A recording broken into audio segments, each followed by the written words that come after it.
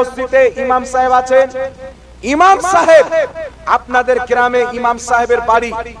ইমাম সাহেবের বাড়ির উপরে টালি আছে, পাথর পড়ে বৃষ্টির সাথে শিল পড়ে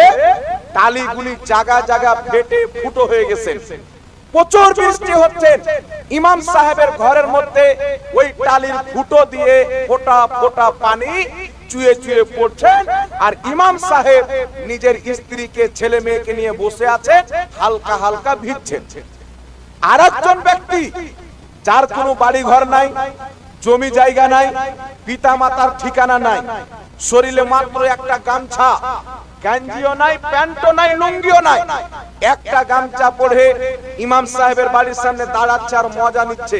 টিটকারি মারছে যাকে বলা হয়, হাসছে, ইমাম সাহেবের বাড়ি দেখো, মৌলভী সাহেব মানুষ মসজিদে ইমামতি করে, বাড়ি দেখো ফোঁটা ফোঁটা পানি পড়ছে,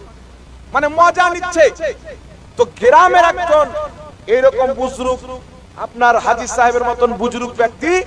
গ্রাম দিয়ে আসছে, গ্রামের মন্ডল, এ কি হলো রে? তো লোকটা বলছেন, ইমাম সাহেবের বাড়ি দেখো, ইমাম সাহেবের বাড়ি দেখো ফোঁটা ফোঁটা পানি পড়ছে, ভিজছে, মানে মজা নিচ্ছে, ও ছোট নজরে দেখছে। তো হাজী সাহেব বলছেন, এই পাগল, ইমাম সাহেবের ভাঙা ফুটা হলেও একটা থাকার মতন বাড়ি জায়গা তো আছে, তোর তো না বাপ মা আছে না বাড়ি ঘর আছে, তুই তো হারামজাদা, তোর বাড়ি ঘর নাই,